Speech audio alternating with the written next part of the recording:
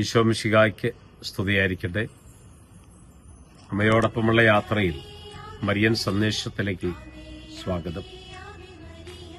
അമ്മ നമ്മുടെയൊക്കെ ജീവിതത്തിന്റെ വലിയ പുണ്യമായ ഒരു പദമാണ്. നമ്മ ഏതൊക്കെ അവസ്ഥയിലായിരുന്നാലും എങ്ങനെയൊക്കെ ആയിരുന്നാലും അതിന്റെയൊക്കെ പിന്നിൽ അമ്മ എന്ന ആ പുണ്യത്തിന്റെ പങ്ക് വളരെ വലുതാണ്. ലോകത്ത് എവിടെയൊക്കെ പോയാലും അമ്മ വസിക്കുന്ന വീട്ടിലേക്ക് എത്തിച്ചേരുക, അതാണ് നമ്മളൊക്കെ ആഗ്രഹിക്കുന്ന ജീവിതത്തിലെ ഏറ്റവും വലിയ സാഫല്യം. അമ്മയുള്ള ഭവനം, അതാണ് നമ്മളൊക്കെ ആഗ്രഹിക്കുന്നത്. അമ്മ നഷ്ടപ്പെടുമ്പോൾ ജീവിതത്തിൽ വലിയൊരു സങ്കടമാണ്. അമ്മ മരിച്ചുപോയി. ശവസംസ്കാരത്തിനൊക്കെ ഞാനും പോയി. എൻ്റെ ഒരു സഹപാഠിയായ വൈദികന്റെ അമ്മയാണ്. അത് കഴിഞ്ഞാൽ ഒരു ദിവസം ഞാൻ എൻ്റെ ഈ സഹപാഠിയെ കാണാനായി ഞാൻ അദ്ദേഹത്തിന്റെ പള്ളിയിലെത്തി. അപ്പൊ അദ്ദേഹത്തോട് ഞാൻ ചോദിച്ചു, ഇനി വീട്ടിൽ പോവാറുണ്ടോ? അപ്പൊ അദ്ദേഹം പറഞ്ഞു, അപ്പൻ നേരത്തെ മരിച്ചതാണ്. അദ്ദേഹം പറഞ്ഞു, അമ്മയില്ലാത്ത ഭവനത്തില് എങ്ങനെയാ ജോളച്ച നമ്മൾ പോവുക?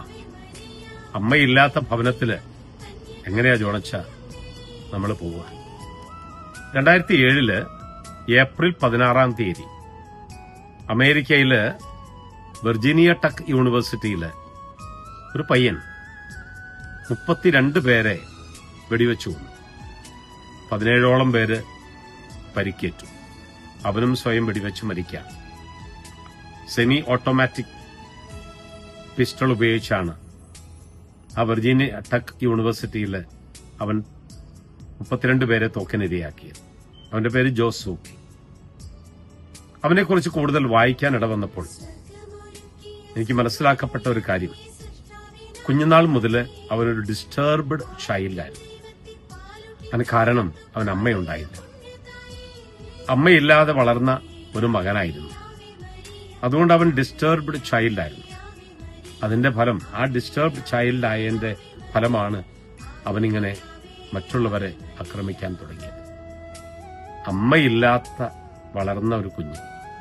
ധൂർത്തപുത്രന്റെ കഥയില് നമ്മൾ മനസ്സിലാക്കുന്ന ഒരു കാര്യമുണ്ട്. ചിലപ്പോഴൊക്കെ പണ്ഡിതന്മാർ പറയാറുണ്ട്, എന്തുകൊണ്ടാണ് ആ മകൻ അങ്ങനെ ആയത്? അമ്മയെക്കുറിച്ച് അതിൽ നമ്മൾ പറയുന്നില്ല. അപ്പൊ പലരും പറയുന്നത്, അമ്മയുണ്ടായിരുന്നുവെങ്കിൽ ഒരുപക്ഷേ ആ മകൻ അങ്ങനെ ധൂർത്തനായി പോകില്ലായിരുന്നു. അപ്പൊ അമ്മ എന്നത് വലിയൊരു പുണ്യമാണ്. പുണ്യം അറ്റുപോയിട്ടില്ല. കവിവാക്യം.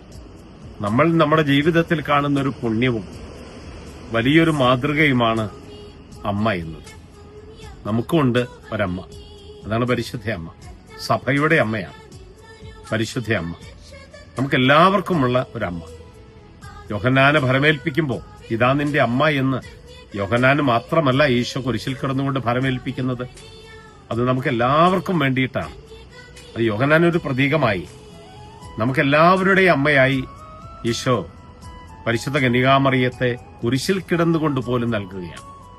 അപ്പൊ ആ അമ്മ നമ്മുടെ കൂടെയുണ്ട്. ഒന്ന് വിളിച്ചാൽ മതി, ആ വിളി കേൾക്കും അമ്മ. നമ്മുടെ വിളികള് കേൾക്കുന്ന ഒരമ്മയാണ്. എല്ലാ തെറ്റുകൾക്കും മാപ്പ് നൽകുന്ന ഒരു കോടതിയാണ് അമ്മയുടെ മനസ്സെന്ന് നമ്മൾ പറയാറില്ലേ? അമ്മ അതാണ്. നമ്മളൊന്ന് വിളിച്ചാൽ മതി, ആ വിളിക്ക് അമ്മ നമുക്ക് ഉത്തരം നൽകും. അമ്മയല്ലാതൊരു ദൈവമുണ്ടോ, അതിലും വലിയൊരു കോവിലുണ്ടോ എന്ന് മലയാളത്തിലൊരു ഗാനമുണ്ട്. അപ്പൊ അമ്മ അതൊരു ദൈവമാണ്. അമ്മ ഒരു കോവിലാണ്. നമ്മുടെയൊക്കെ ഹൃദയത്തിന്റെ കോവിലിൽ ഈ അമ്മ, പരിശുദ്ധ കന്യകാമറിയം, ലോകത്തിന്റെ അമ്മ, നമ്മുടെ അമ്മ, വിളിച്ചാൽ വിളി കേൾക്കുന്ന അമ്മ നമ്മുടെ ഹൃദയത്തിൽ വസിക്കണം. അമ്മയുടെ അനുഗ്രഹം നമുക്കെല്ലാവർക്കും ഉണ്ടാകും. ആമേൻ.